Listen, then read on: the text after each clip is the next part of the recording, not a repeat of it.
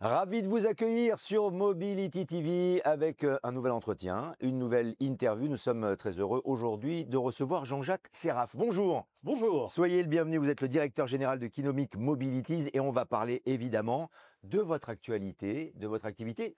Pour rappel, que fait Kinomic?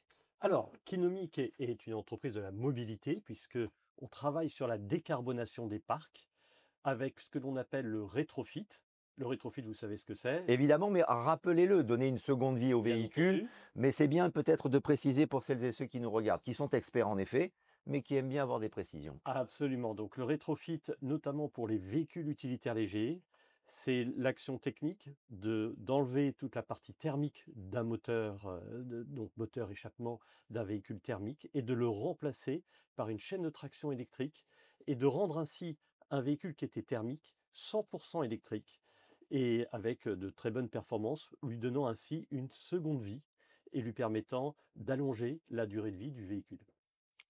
Spécifiquement, Kinomic intervient donc sur ces sujets-là? Absolument. Donc, Kinomic travaille avec des partenaires, notamment avec, le groupe Stellantis, Mmh. afin de prendre les composants, neufs, électriques, moteurs, batteries, 75 kWh dans le cadre de notre projet, afin de pouvoir les mettre sur le véhicule. L'engineering est fait, bien entendu, par, Kinomic et l'ensemble des sujets, je dirais, liés à ce projet. Puis le montage est réalisé par Gruo, un autre partenaire de Kinomic, qui va donc monter, cette chaîne de traction sur le véhicule. Oui, vous avez beaucoup de partenaires, il y a Renault, il y a Feu Vert également, on va en parler dans quelques instants. Vous proposez également une solution industrielle pour, le rétrofit. De quoi s'agit-il exactement? Oui, alors le rétrofit, on en a entendu parler, il y a déjà depuis plusieurs années, vous avez raison, et ça a commencé avec, une démarche, je dirais, un peu plus unitaire sur, des véhicules, anciens. Ici, nous sommes vraiment sur une approche de véhicules récents qui sont toujours en commercialisation. Les véhicules ont généralement 5 ans ou 6 ans, et on approche cela de manière industrielle puisqu'il s'agit de transformer, des centaines de véhicules par an.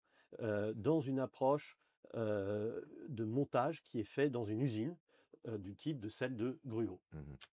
Cela ne peut passer que par le partenariat, que par des partenaires forts, pour, avoir une activité à la fois saine et qui soit, également, Alors l'approche de Kinomic est vraiment d'axer le rétrofit sur de la qualité, ouais.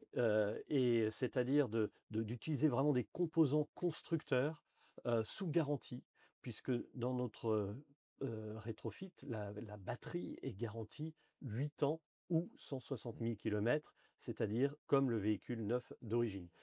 Par ailleurs, Gruo est un partenaire très connu, Mmh. dans le monde de l'automobile, et permet d'assurer un montage de grande qualité, avec, je dirais, un contrôle de la qualité systématique pour chaque véhicule, ce qui est un gage également, de qualité sur le produit final. Avec un événement donc particulier pour avec Gruo, votre partenaire, hein, à Absolument, venir, hein? absolument, vous avez raison, le 10 avril, donc c'est, l'inauguration de cette production industrielle, où sont conviés un certain nombre de journalistes, de partenaires, mais également de clients et de prospects, de grandes entreprises, des collectivités locales et des élus. Et cet événement, sera un petit peu justement cette fête du rétrofit, industriel et l'inauguration du départ de la production. Mmh. Je vais vous demander de porter votre casquette maintenant de coprésident de la branche rétrofit de Mobilions aussi, puisque vous occupez également ces fonctions et cela va naturellement dans le sens de notre entretien aujourd'hui.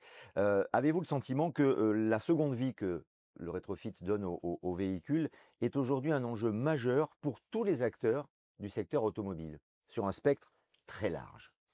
Beh, écoutez, oui, l'idée, notamment du rétrofit, c'est d'offrir une alternative à l'achat du véhicule neuf. Je rappelle que lorsque on fait du rétrofit, on a aussi une démarche qui est extrêmement bonne pour l'environnement puisque c'est 56% de gaz à effet de serre de moins que l'achat d'un véhicule neuf, Mmh. notamment sur les véhicules utilitaires par exemple. Donc c'est une approche, qui est, extrêmement vertueuse, et en même temps, on apporte une accessibilité à la zéro émission, hein, qui est quand même le challenge aujourd'hui et les défis que nous avons, sur le marché, en permettant d'allonger la durée de vie des véhicules. Donc tous ces éléments-là, sont, extrêmement intéressants dans une cadre de décarbonation des parcs, notamment pour l'accélérer et en complément de l'achat de véhicules neufs qui, bien entendu, se feront toujours dans les mois futurs. Mais le rétrofit apporte une nouvelle solution. Comment se porte la branche rétrofit aujourd'hui, au moment où l'on parle? Eh bien, écoute, il y a des acteurs qui continuent à homologuer. Bon, la procédure est quand même assez longue, hein, puisqu'il s'agit d'investir en recherche et développement Mmh. pour pouvoir homologuer des versions véhicules sur chaque cas d'usage. Donc, c'est une approche qui est, je dirais, qui demande beaucoup d'investissement et de travail.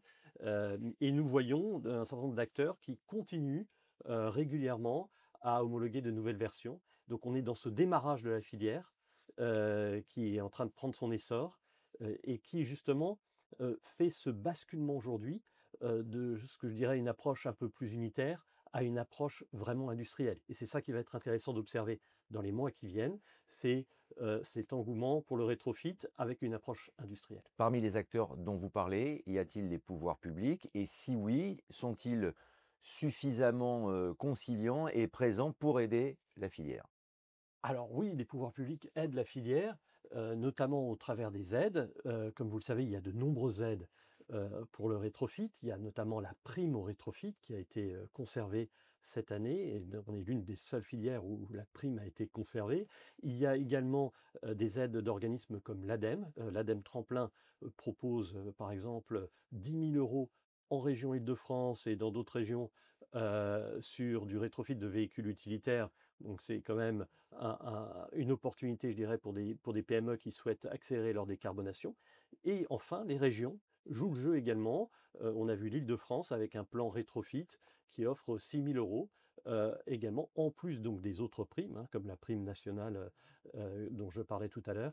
Donc c'est quand même, je dirais, un élément essentiel au démarrage de cette filière, mais qui est important. Et voilà, 2025, on dit c'est l'année du rétrofit. Il faut vraiment y aller, puisque c'est l'année où il y a également beaucoup d'aides et les pouvoirs publics qui soutiennent la démarche. 2025 est l'année du rétrofit, vous l'avez dit, et c'est ce que l'on va retenir notamment. Merci Jean-Jacques Serraf Merci. pour toutes ces informations. Merci d'avoir participé à notre émission. Et nous, sur Mobility TV, on se retrouve très prochainement.